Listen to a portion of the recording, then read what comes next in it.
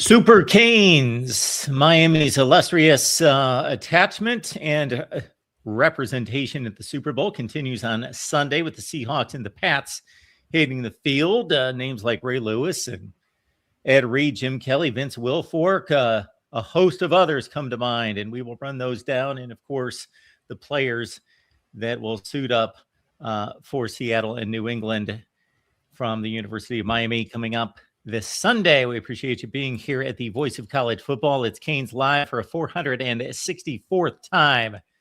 Cam Underwood, of course, State of the U right next to me as we deliver Miami football talk with all of you. Those comments and questions are welcome. We appreciate your contributions. Started with a like, and please subscribe right here at the Voice of College Football. Cam, how you doing tonight? Doing well. Just jumped from recording my other podcast to recording this one. So yeah, nice evening of content creation over here at Shea Underwood. But yeah, good to be here and just spend some time with the people as they're getting in here as we're getting going. I've done a few of the other team shows, and as the hour, I know everybody else is the enemy. I know. But as the hour has worn on, if there's anything I know in the world of sports, well, Major League Baseball is way up there. But anyway, I've got a pretty encyclopedic knowledge of Super Bowl history, and the names just, I may come up with maybe 10 or 12, and then they just keep coming throughout the hour. So Miami's obviously been well represented at the Super Bowl. And I named a few off the top, but sure, we could go back and forth. So it should be a fun hour. And of course, we got Andy Borgalis, we got Leonard Taylor, we've got Elijah Arroyo on Sunday.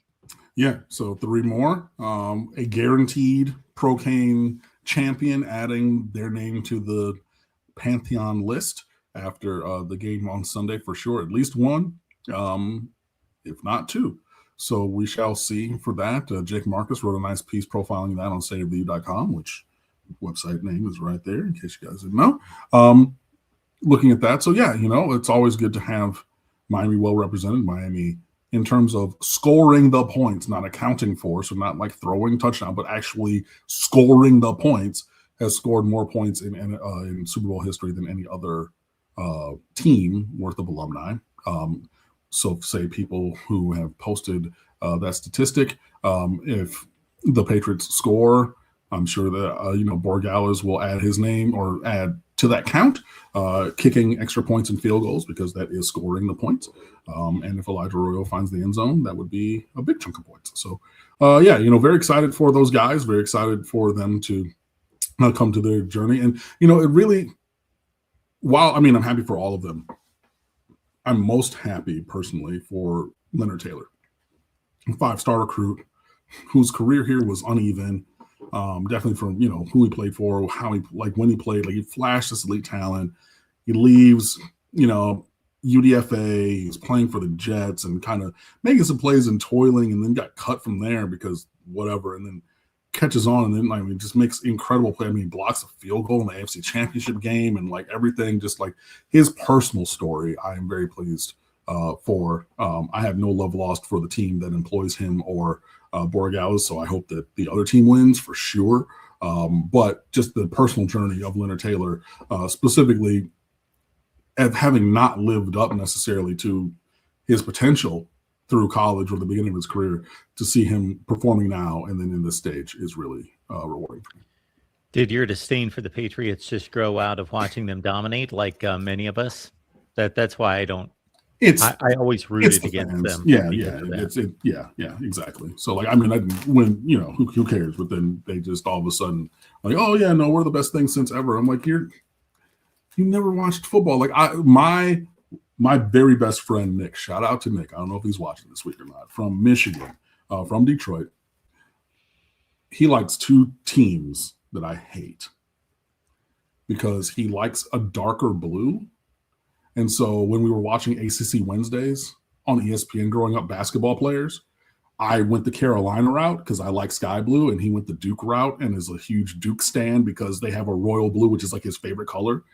And also he's a very patriotic person, like in general. He wanted to work for the CIA when we were growing up. So he's like, oh, red, white, and blue, the Patriots? Like, that's me. And I'm like, we have Barry Sanders. We have a team here. He's like, no, but like, that is attuned to like that is. So like, he is like the one person I know who like, I mean, I'm going back to the red jerseys. I'm talking about back in 1988. Like, they were 2-13 or whatever. And he was a fan of that squad. So like, he is the one, but everybody else, I'm like, you Johnny come lately. It's like, I went to college with dudes from Waltham and Everett and Marshfield, and they weren't even Patriots fans. You know what I mean? And all of a sudden, so anyways, I'm done talking about that. But yeah, I detest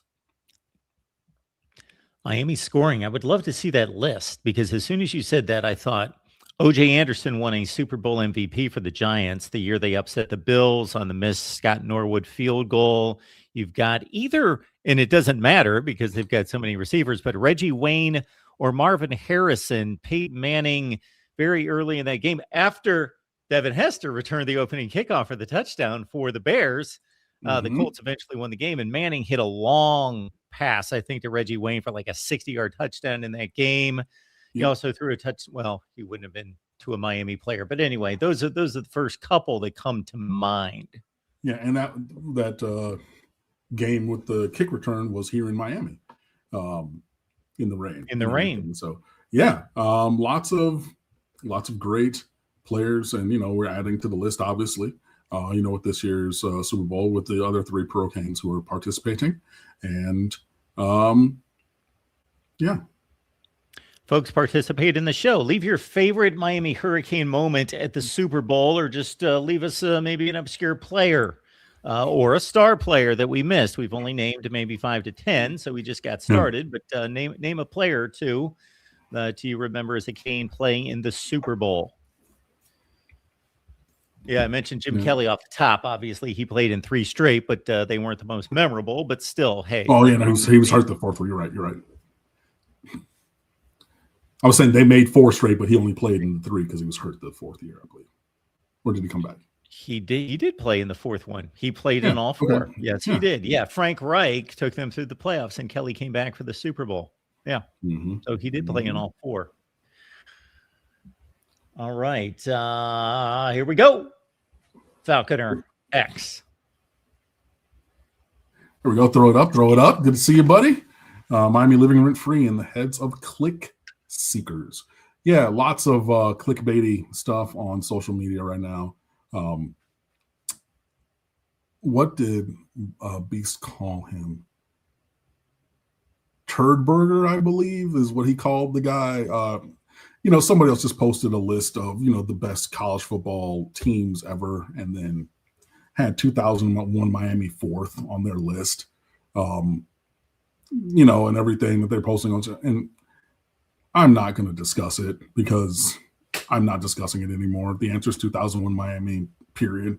And, you can be wrong. Like, I will empower people to be wrong, but like, I'm not going to debate wrong opinions. And like, it's not even an opinion. It's like settled science for me. So, whatever. But yeah, there's that and other things. You have Brad Crawford, who has Miami as the way too early number 1 seed in next year's college football playoffs, with Notre Dame as like the number 2 seed. And I'm like, logically, I don't know that fits since we play in November. It's possible. I just struggle to see that as being 1 and 2 with when we play each other in the regular season. But like, yeah, there's that, and there's other things as well. Yeah, there's lots of Miami being discussed by lots of people at present.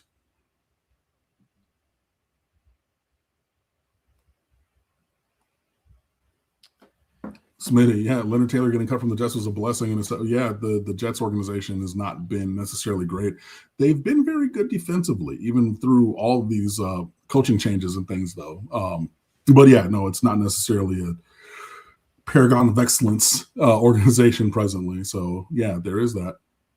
Yeah, I brought up Leonard Taylor on another show, a couple of weeks ago, even before the AFC Championship game, I believe, because he had flashed doing some other great things in the playoffs. And I thought, he's just one of these guys that he was this monster 5-star recruit. And it's not like he played poorly at Miami, but it just seems like his career just went by in a flash. And obviously the team didn't do much to really put him on center stage in big games. And it was like he got underutilized, and I don't know. It's just kind of strange, especially I remember his freshman year. And of course, you're going to fill in the blanks, but it just seemed as though he should have been playing more right out. I remember a Thursday or Friday night game at home against Virginia. And every time he was on the field, it's like he's in the backfield. Why isn't he out there like all the time? Because he wouldn't do it all the time. That's the thing. Like, it was, the talent was there and it would flash, but it was definitely not consistent. I mean, and that was the frustrating thing, because when he cared, he was unblockable. But it would be for a play here, and maybe I remember I think it was that same game that you're talking about. The first drive, he just dominated all 3 plays personally, and the other team then had to punt because they couldn't block him for 3 plays. But then he made like 2 plays the rest of the game. It's like, but why? Like, why do we not get this all of the time? So then that was kind of like what I was alluding to. But yeah, definitely a very talented guy. Like, he was a 5-star recruit for a reason. And yeah, starting to put it together more whole, like consistently and fluently. So very good friend. As soon as I think of you and your favorite team, the Detroit Lions, who, hey, I can say the same thing, even though they're not nearly as close to my heart. They are just technically a favorite team, the Cleveland Browns, for me. So there's no comparison, because I grew up a Dallas Cowboys fan. I was a avid NFL fan. You were saying I was that. a Cowboys fan. I was even though I was like staunch Cleveland Indians, Ohio State, Cleveland Cavaliers, like for some reason I ventured off to the Cowboys because they were just America's team. They just caught me as like an 8-year-old. But then when Tom Landry got fired, they got bad. Even when they got good, and then when the Browns came back, I thought, okay, I should be a Browns fan. So I just technically became one. But as you well know, there's a difference between making a conscious decision and having your heart be invested. And my heart has never been invested in the Cleveland Browns. But I bring up those 2 franchises, obviously, because you're a huge Lions fan, and neither have gone to the Super Bowl yet. So we can't attach Miami and the Detroit Lions in the Super Bowl. But the Blades brothers come to mind when I think Miami, and then I attach them to the Lions. Were there any other prominent Miami Hurricanes that played for the Lions? Not that I can think of. It was Benny and Brian. Benny the safety, Brian the receiver. Anybody else, I would have to really dig deep. And it was kind of like, I would have to like dig deep and like look back into the annals of history a little bit, because the progression of like time and life was an abstract thing to me. So like, I knew Lions players as Lions and like college players as college players. I didn't understand, like, there was Smitty, e.g. Al-Qadim Muhammad, as per right now, with just a double-digit sack season this past season. And Jason Fox was a draft pick of the Lions as well. True. As now that I think about it, you are correct, my good friend, on all counts. Yeah, but it was like, yeah, I knew them as NFL players or college players. I didn't really make that connection when I first became, kind of aware and a fan of the Lions or anything. But yeah, definitely the Benny Blades, Benny and Brian. Brett Perry, man, that's the other. Hey, man, y'all are coming through for your boy. I was thinking there was another receiver, but I couldn't put my finger on it. Brett Perriman, also a Miami alum. 80, I believe. Yep. Yep. Yeah, was there good with call, Herman folks. Moore and but yeah, man, remember my team better than me, Lord. I'm out of there. And I also wanted to shout out Falcon Rex, saying that he's a Steelers fan here, born in Pittsburgh, and then he hates the Browns and Ravens because, well, I mean, goes with territory. Like I hate the Bears, Packers, and Vikings. Surprise, sorpresa, like wow, But yeah, so same thing. But I wanted to shout that out. Yeah, no, you guys definitely came through with the Lions, who were things.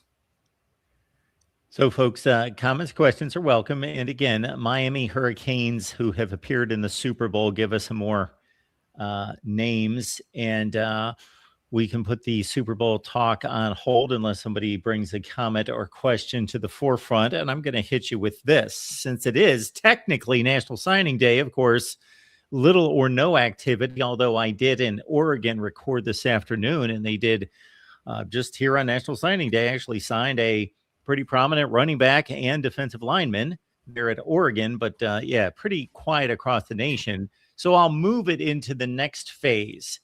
Okay. As you run through, maybe in addition to the obvious, Jackson Cantwell, who are you most excited to see and believe would be the most impactful freshman from this 2026 class? Sheesh. I mean, obviously it starts with Jackson Cantwell. Like, I mean, that's duh. Personally, I love JJ Dunnigan. I just really think that he's going to be a superstar. I don't know what his role will be, especially since like the only attrition from Miami's secondary was Keontae Scott graduating and Charles Brantley, who played a literal handful of snaps, transferred back to Michigan State. But like he was originally going to be the nickel. We brought Keontae Scott in, who was better. And like, that's it. But everybody else returned and all the, you know, so yeah, I don't know what his Dunnigan's playing time is going to look like. Samorian Wingo is supremely talented as a wide receiver, but the wide receiver room is stacked with talent and one of the best collections of talent in the country. So I think that'll be hard to break through. It will be very interesting to me to see, who earns their way on the field as freshmen this year, because I don't know that there are lots of ready-made places other than the offensive line to really point at and say, hey, I think that there's spots on, depending on how things work out, on special teams, right, on coverage units and whatnot. But I don't think outside of offensive line, there's not really a ready-made position that has a path to the field for players in this recruiting class. I mean, but there is talent.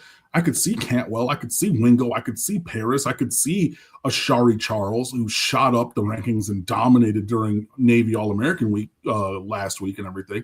I could see them playing, but outside of Cantwell, who we're turning over 3 out of the 5 offensive line spots. I don't necessarily see a clear path to playing time.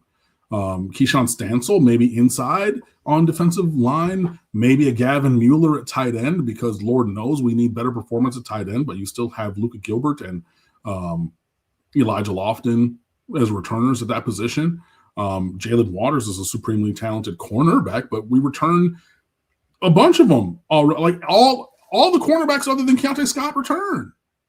And then you're talking about, Jabari Antoine, he stepped up in the playoffs as a true freshman, and he played snaps that counted and mattered in that Ole Miss game. You had Chris Ewald, who's in that class, who redshirted, who was an All-American at Chaminade the year before, and he's coming into year 2. Like, I don't know, man. I mean, it could be Joel Irvin could work his way onto the field alongside Jackson Cantwell in a Anez Cooper kind of a way.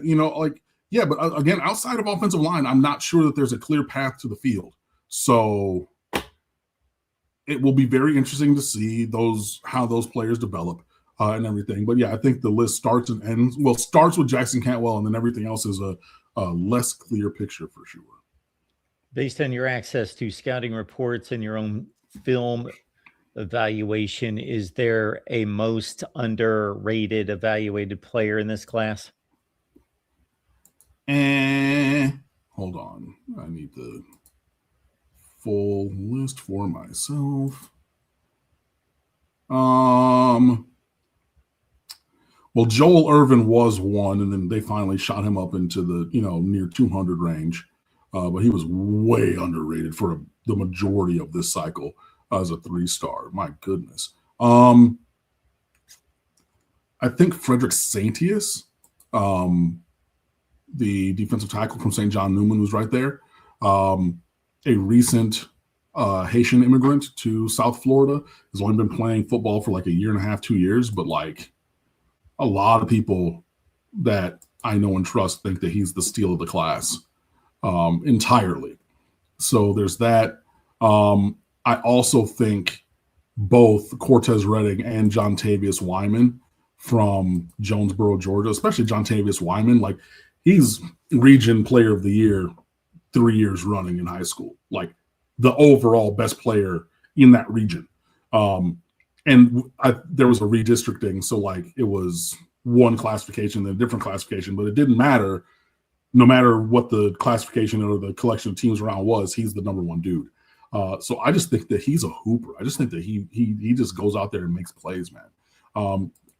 So I think that he's maybe a little bit under. And then like, yeah, I just think that there's that. And then like Logan Nagel and Karsten Bush. Like I really like this class. So yeah, I think that there are a lot of the 3 stars that are a little underrated. But if I had to pick one, it would be the first one, Frederick Saintius. I think that that's the one where people are going to look in a year to be like, yo, this is a premium blue chip talent. Canes Live is every Wednesday at 7 p.m. Eastern Time right here at the Voice of College Football, is presented by FanDuel. I love these kind of questions. Paolo, throwing this one out there. You have spoken about how the Michigan State game was the game you were done with Manny Diaz. Yep. What were those games for you when it came to Coker, Richt, Shannon, and Golden? All right, let's do this live. Miami Hurricanes football record. I'm going to try to guess them before you name them. All right.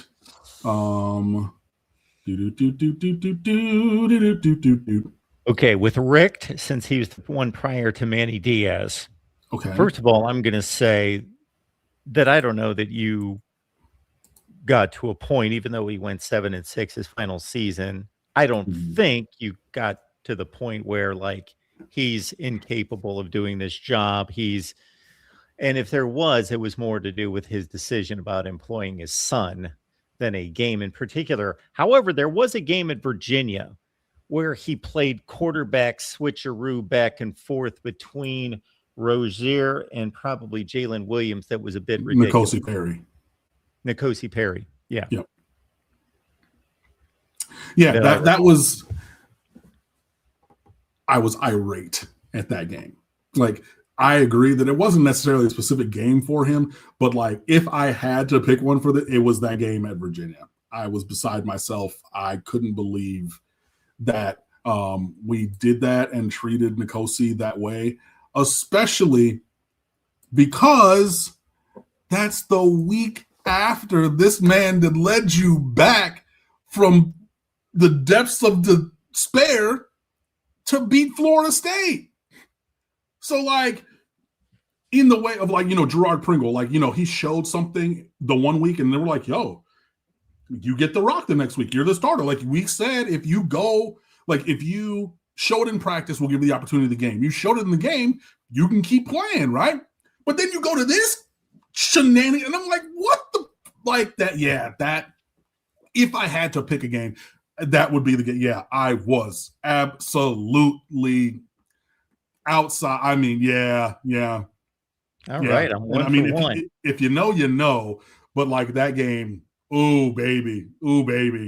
Yeah, that was hell for me. And I know I said this at the time about every 3 weeks we were on, but I just never understood how, if you're a top 10 coach in college football, and I was just placing myself as a father in the same situation, I would not want the pressure on my son and myself, knowing that I could pick up a phone and call practically any coach in the country and say, give my kid a job, just give him a shot and let him go learn somewhere else. And I'll use my influence somewhere else. That's what we said here. I wrote about it and said, look, you've been a coach for however long, longer than your son's been alive, right?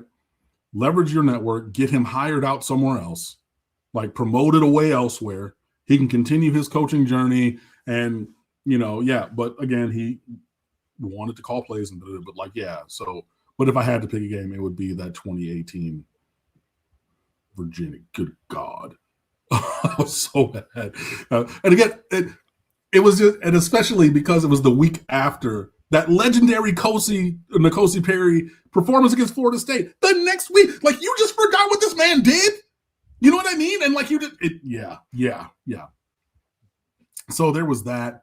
Was Al Golden obviously 58-0 Clemson, but did it come before it got to that point? The one, yeah, it did. It was, I mean, come on.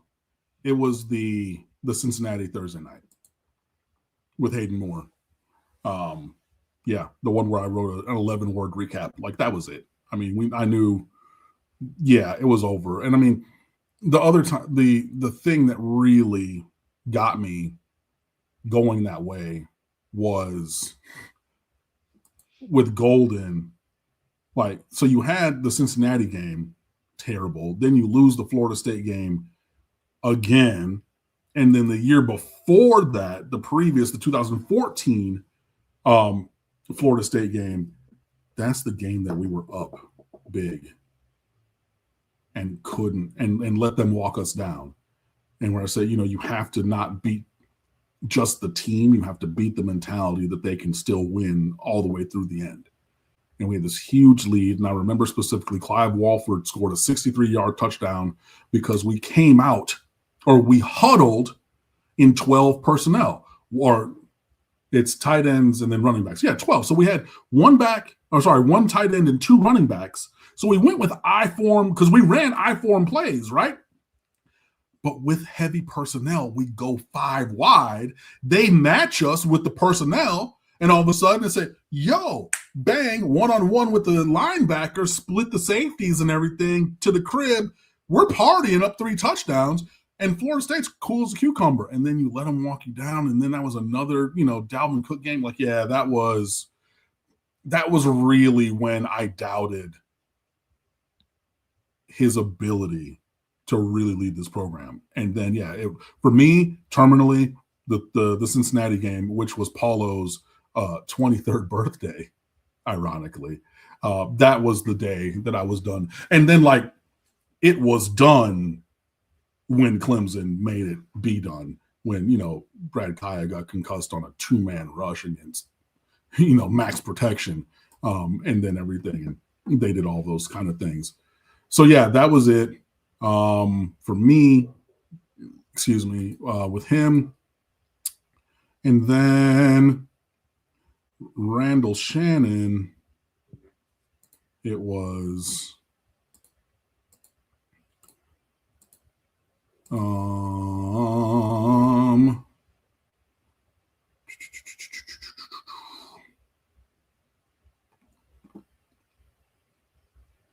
2010 Virginia, when we continued to help Mike London stay employed by not beating those very bad teams.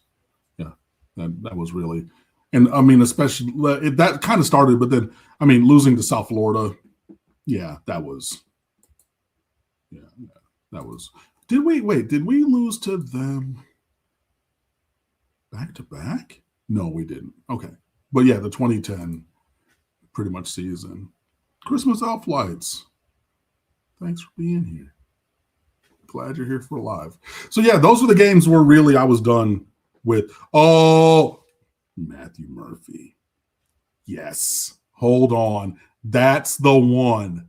That's actually the one. And that was in, geez, what year was that? Was that 07? No, was it? What year was that?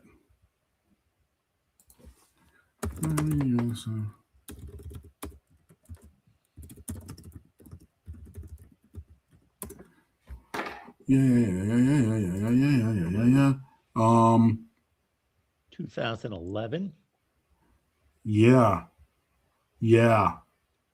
That's right, because we lost to them in 2010 at home, and then the 6-3. Yeah. No, that's a good pull, Matthew Murphy. The 6-3. Yeah. No, that's it. That's the answer. You're right. That's the answer. Good question too, Paulo. Yeah.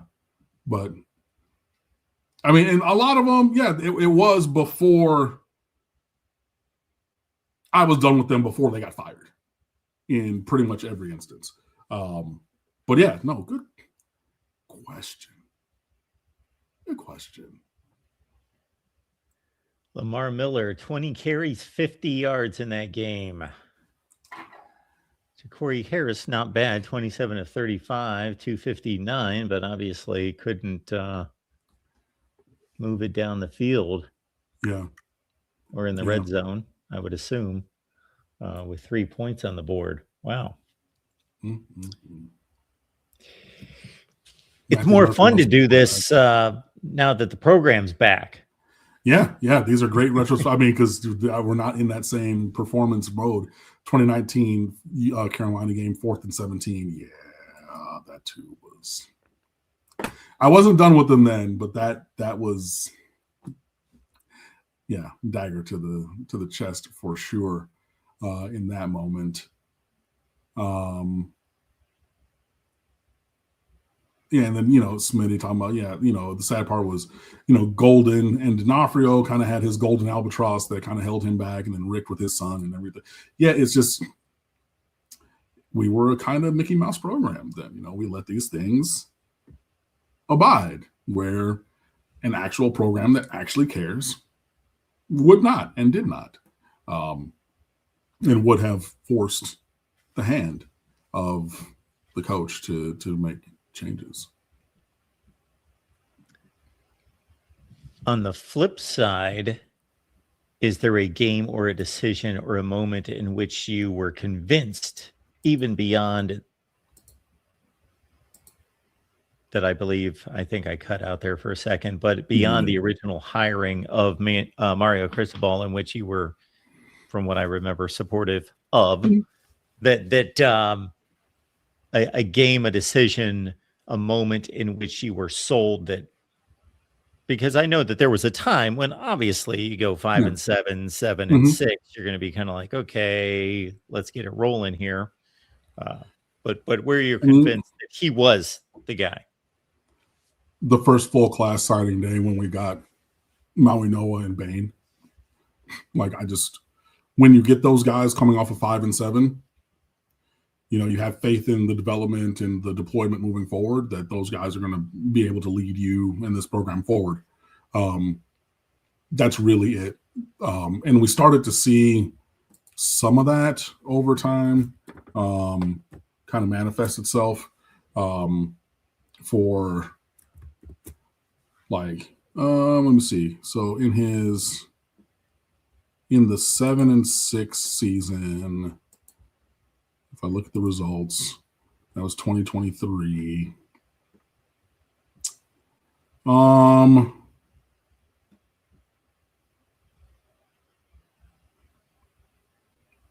Clemson win. Like, finally, like, beating them, like, turning that corner. Because, I mean, we weren't able to be on the same field as that, or in the same building as that program for the longest time. That's when I knew, okay, these are the kind of games these are the kind of teams that we can play with. These are the kind of teams that we can beat. And now we just need to, scale it and make the performance consistent. But that was when it was just like, okay, cool. Like, it was a small thing, but I mean, faith of a mustard seed. You know what I mean? Like, I didn't need it to be the kingdom, of wherever, but like, it was a small thing that was just like, okay, this shows me that we can do this. And then we just needed to continue to scale it, to get all the way we were. But yeah. Manny's record was not atrocious or anything. It was not Miami's standard by any stretch, but it wasn't atrocious. But he seems to have had the most of those moments.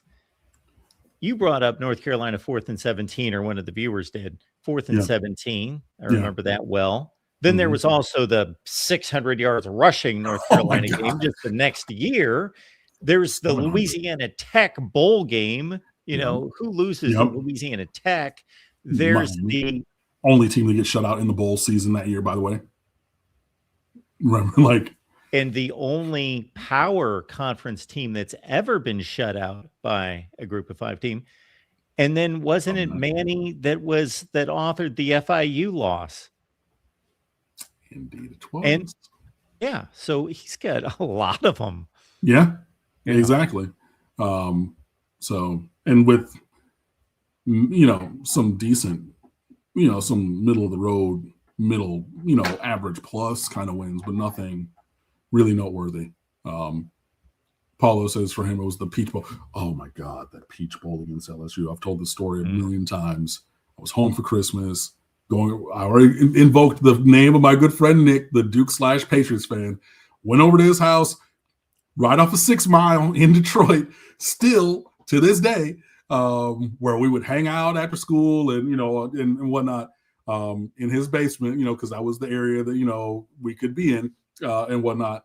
And so I went to Hungry Howie's Pizza and I got the normal order, and everything, and showed up, and I got downstairs and was hearing the old college football theme as the Chiron flashed and it went to commercial after we hit the opening field goal. And I'm like, oh, light work. First possession of the game, walk down and get 3. We're going to and then they hung 40 consecutive on our dome. So yeah.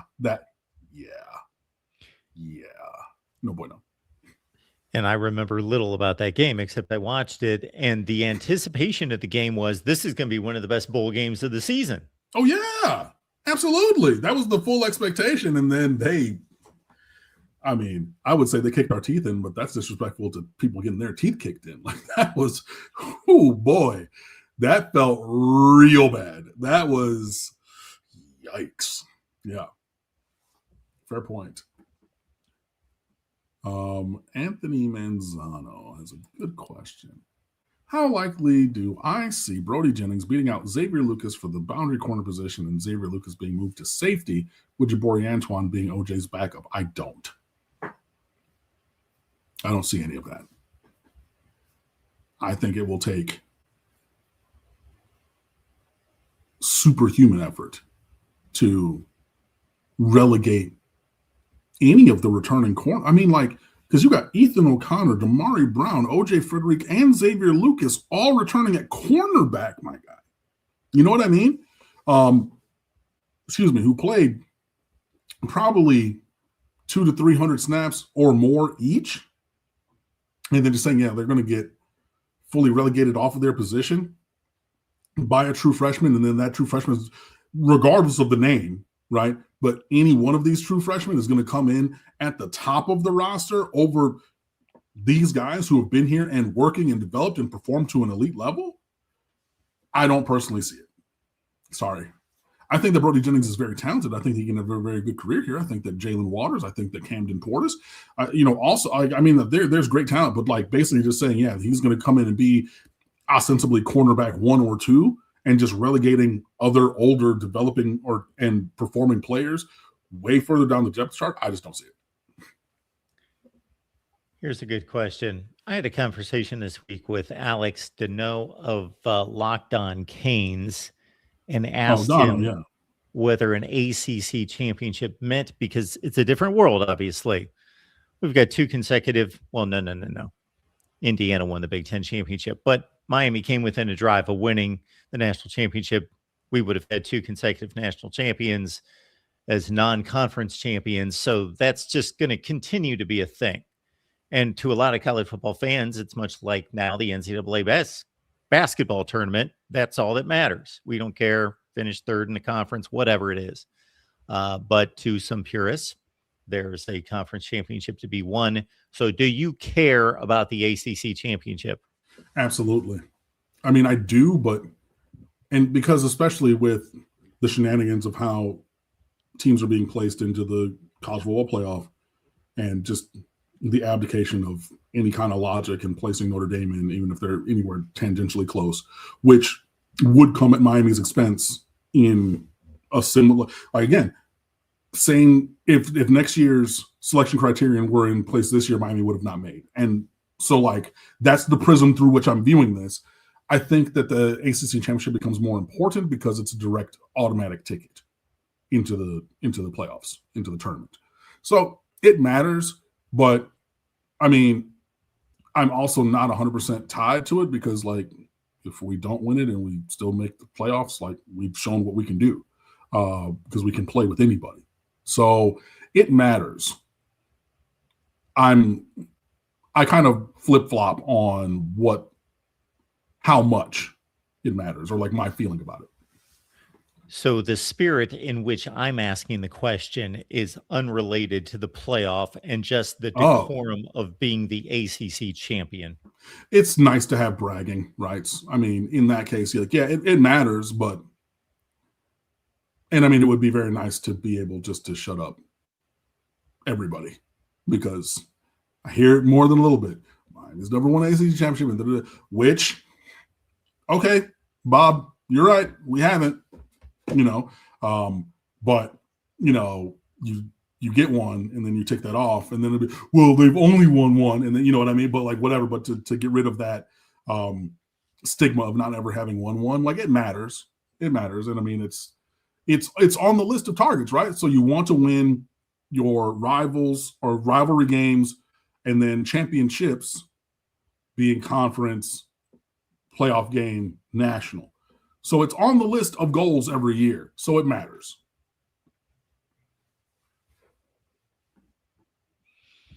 Yeah, let's take the extreme situation that Miami wins 5 consecutive national championships and never wins the ACC. Would everyone sign up for that? Obviously. But most likely you're going to pick off some ACC championships if you continue to be a elite, one of the teams that's knocking on the door every year as a national champion. Right. No, I think it goes hand in hand. Typically. Yeah.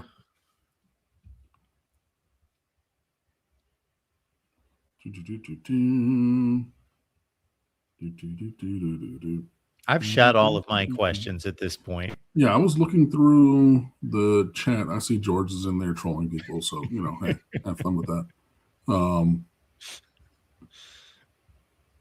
Chris Bradford, I agree. There's no reason to move Xavier to safety. I agree with that. Xavier Lucas, that is from the previous question. I have another question for you. This one just came to mind. Let's go. Because you brought up the ACC champion, or I brought up the ACC championship, but you responded. So one of the, of course, culprits of throwing those darts, especially considering their current circumstance, would be, of course, Florida State.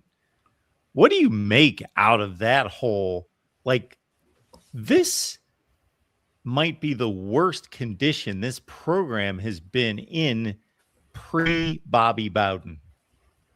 Like, they're hemorrhaging players. They can't recruit. Their transfer portal additions are not like 1 or 2 dudes can play, and that's about it. Like, they've got nothing going. It's pretty bad, and I enjoy it. This is what it is. I mean, like they're running off fans. They're running off of me. Like Bud Elliott said, like he's not doing his podcast as much or at all.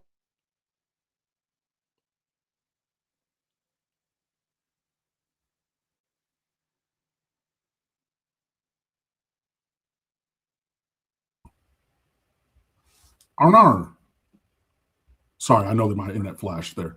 But yeah, it's not like, the sponsors are pulling out and like the list, watches and views on the show are dwindling and everything. It's just like, we can't talk about this program 3 times a week and they don't care, and then, talking about, oh, well, Malzahn retiring is actually financial benefit for, they don't have to buy him out now when they fire Mike at the end of this upcoming season, which, is going to be another deplorable season. I mean, and they're broke boy central, like they don't have it. So yeah, I mean, it is what it is, but I'm focused on Miami, and if they're down, they're down, and they can rot in hell for all I care. In comparison, we sat here for years and years and years, and there were not huge peaks or huge valleys, but it was a lot of meandering well under the standard, 7 and 5s kind of stuff. But there was always hope. There was always like, well, that recruiting class was good. Let's see what we can do with it this year. There was always like, this is a talented team. It's a program. They should be able to do better. But the last couple times we got together to do a show, like there is no trying to salvage anything. Those guys are just flat out like, yeah, it's horrible. Like they don't even try to. I mean, you can't put lipstick on a pig. You know what I mean? Like it is what it is. And I mean, we all see it plainly, clear as day. I mean, it is what it is. And so, I mean, hey, whatever. They tried to tap dance on our grave when we were not performing well, and I will delight in doing the same. I think that, when we blow their doors off this upcoming season, that could be the terminal end for Mike Norvell, or they can continue to hire him or, employ him all the way through the season, kind of like Florida did with Napier, and just hang all the losses on him and everything. But, they have broadcast to the world that they don't have the money, and they spent it before. They went all in for the 2 years of, that team with Jordan Travis and everything. And then, unfortunately he broke his leg the way that he did. And they've done all these different kind of things, and, they keep going to Jim Bob and Jimmy Joe. And they said, we don't got the 5 anymore. Like we gave and gave and gave, and we did all the stuff. And then there was no return on investment and everything. No taps, seats taken, wells dry, like stop coming over here. So whatever, they can, toil in obscurity and, just terrible performance. And I will enjoy that. Anthony Manzano, do I have any updates on who is replacing Corey Woodeel at tight ends coach? Or you think tomorrow is just going to promote? I guess that was Mario. Is just going to promote from within. I do not. I don't know if it was here or on my other podcast. Forgive me because I'm recording these back to back today. But people have made chatter of Todd Hartley, the tight ends coach from Georgia, who worked at Georgia and then who worked here and now went back to Georgia. And James Coley, wide receivers coach and tight ends coach and offensive coordinator. He's also at Georgia right now, or Texas A&M or wherever. But he's a Miami dude and he's worked here previously. As being a potential answer to that, to fill that role. Brian Pata's brother is a coach and former offensive line assistant. And remember, Mario coached tight ends here. So he's like, hey, you're following the footsteps of Mario as a former offensive line assistant, and then coming down and coaching tight ends back here at Miami and things like that. Edwin Pata is his name. Let me just not call him somebody's brother. Edwin Pata is his name.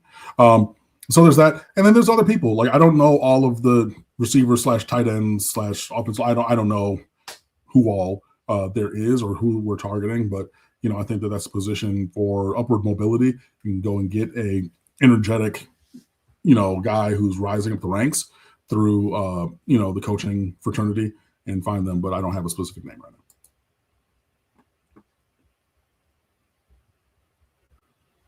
now.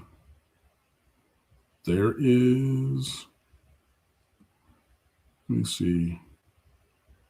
Anything else? Paulo, plan on revisiting previous recruiting classes. I think we left off in 2018. I had to look back and see which ones we did, but we can look at those for sure. It'll be a little bit different now, especially because just the way the player movement is. I don't know if it'll be different, but those retrospectives are fun, but especially when you can then look at them and be like, hey, remember this recruiting class? And then they ended up winning stuff here, like Wesley DeSaint was in that transitional class, that first class that signed right after Mario got hired. He was here for 4 years, played for 4 years, started the national championship game, and he was in that, so the next year's class, like I said, with Bain and Maui Noah, things like that. So yeah, I mean, there's lots that we can talk about and lots we can look forward to. Spring practice is like a month-ish away, month or 6 weeks, or like 5 weeks or something crazy like that. I think that they're, coaches can move around all the time. I know that, our buddy George is like, oh, it's late to go find coaches or whatever. It's not that we're building an entire staff, but coaches can move all the time. Plus the fact we're going to have players still joining this roster. Like, there are still players in the portal that we're pursuing in other teams and everything. Like, I know that there's been a lot of the majority of the movement now or previously, but there's still guys who are going to join this roster in the future. And I'm interested to see how that goes. But yeah, very excited for this season, very excited for this team. And then, yeah, we will also look back at previous recruiting classes in the future as well. Oh, Falconer. I'm sorry, you just clicked it, and I clicked it after you. Falconer, can we get the kicking game back to where it was? Yeah, I mean, I know that it fell off at the end of the year, but through the majority of the season, it was very strong. We got the Weinberg kid from Florida State, who was a huge leg. We got I forget his name, but the other kid from Northwestern, who was 19 out of 21. Olsen, yeah. So, I mean, there's two good options. Again, same as last year. So I like the ability to go and get, guys, have options, let them work through the process and develop, and then see who wins. I'm not partial to one or the other. As long as they go out and do the job. So I think that it is possible. I know that, yeah, it did the ability of, Carter Davis's performance, I would say, through the playoffs, especially, with 3 or 4 misses at Texas A&M. Like, that was a tough day for sure. And then he misses one in the national championship game. And then, it wasn't what we would have wanted through the playoffs. But it can. Dylan Joyce is one of the best punters in the country. Obviously, we want people to block the men right in front of them and not let them run free on punt situations. But yeah, anyways, so special teams is an area, I think, where there were peaks and definite valleys in the performance this last year. For the State of the U Awards, it was the number 2 position for worst position of the year. 2/3 of the votes went to tight end, and we posted that piece on stateoftheu.com. And the other third of the votes that did not go to tight end were for special teams. So there was some left to be desired, and I'm hopeful that we can develop that. Yeah. Weinberg, 12 of 19. Olsen, 19 of 21. Obviously, if that holds up, Olsen should be the guy. That's a pretty strong season. That's a very strong season. I do not like the thing is Weinberg has a stronger leg for sure. Okay, I was looking up distance. I couldn't find it. Yeah. So, but again, I'm easy. Like, whichever way he wants to go, or whoever wins the job. Boom, done. But yeah, we're going to work on that and hopefully get that together, and then also find ways to just create a little bit more space in the return game to really go score returning the ball also, which we were very close to all the time, but horseshoes, hand grenades, yada, yada, yada.